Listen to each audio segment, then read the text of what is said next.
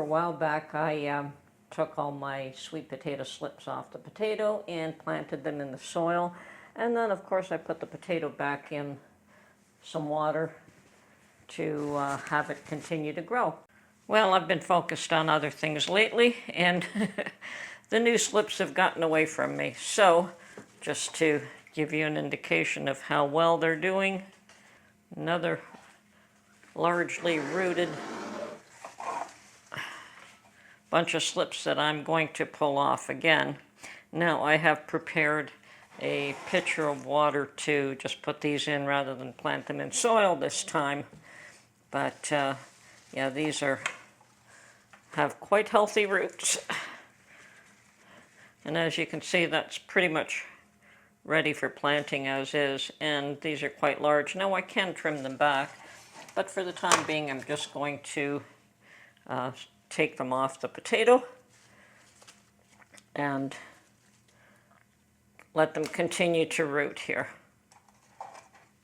And we'll put the potato back in the water to continue to produce more vines. Now these are the ones that already have produced roots, but I'm going to pull one off, or maybe even two of them off here. See, this one here doesn't have any roots, but don't kid yourself. This thing will produce roots in no time, just putting it in water. Okay, and here's another one just like that. So they don't have to have roots when you pull them off the potato. And here we go. I'm just cleaning this off to try and get as many of them as I can.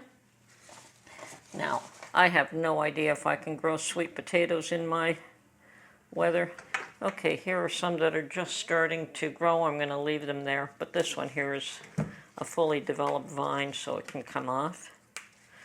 Okay, and as I was saying, I have no idea if my growing season is long enough to produce sweet potatoes, but we're going to try again.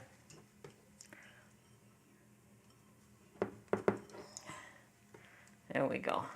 As you can see, I have a pot full of vines that I'm going to let grow, and I've got this potato so that it will continue to develop. Now, it's a very prolific potato, and yes, they may take a while to start producing the vines, but once they do, they don't stop until, oh, I don't know, until I throw the potato away or plant it or whatever. And I suspect that definitely this potato can be planted, although I've never tried to do that. Okay, so I'm going to put this aside now and allow these vines to continue to grow until I decide to put them in the ground. And yes, they're doing beautifully. Okay, and anyone that is interested, yes, the strawberry plants are still doing fine, but from my perspective, they're still too tiny to transplant. So I'm going to continue to leave them here until they get large enough that, well, there's just so many of them. I can certainly pick out the larger ones and transplant them, but then I would lose all the smaller ones. So for the time being, they're going to stay here. Okay, I've also been asked how I store salt, and this is one of the most convenient ways I've found is that because I did buy salt in a bulk package, and it's just plain ordinary non-iodized salt, and it doesn't have caking agents in it, so it will form clumps. And when I put it in our salt shakers, like this one, I do add a few grains of rice, which will absorb the moisture and help prevent clumping. That's an old trick that's been used for years and years and years, and it does work. Now, how do I store salt? I've actually done this, is that I've taken vacuum bags and I've just put in a quantity in there. I don't even remember how much it was, but it was, now this is not a large bag, but it is one of their pre-cut bags, and I just filled it up to a certain degree and then just sealed the edge. That allows this salt to stay free-flowing, keeps the moisture out, and I can store this flat one on top of the other. So I don't suck the air out of these, because if I did, you would end up with a block, and rock hard block. I highly recommend it. This has been in here for at least a year and it's worked quite well.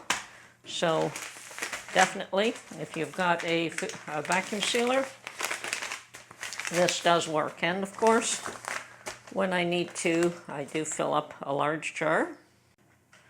Okay, this would be my go-to jar of salt that I keep in the cupboard, and I did buy a few packages of the fine pink Himalayan salt from Dollarama for $1 a piece. I suspect that that's gone up in price recently. I haven't looked at it, but yeah, I do have a few of these stashed aside, and I just leave them in the containers that they're in. They're a good sealed package, very similar to what I do there. So these just get stored in the cupboard as is. They stay dry, and there's no issues with them.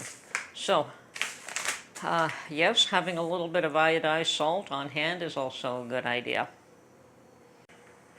Okay, so yes, when I need salt, I will just take salt from the vacuum bag and pour it into my half-gallon jar, and that is my go-to jar to refill up the one I keep in the kitchen for use, everyday use, say for salting water, for cooking pasta, or whatever we need salt for. And of course, salt shakers also get refilled from these. So, but this is the method that I use to stash them away for use down the road. Now I can do this with sugar as well. And yes, I also have a sugar pint jar that I use for the kitchen, as well as a larger jar where I have a substantial amount of sugar that I can go to if I want larger quantities than what's in here. So that's the way that I store sugar and salt.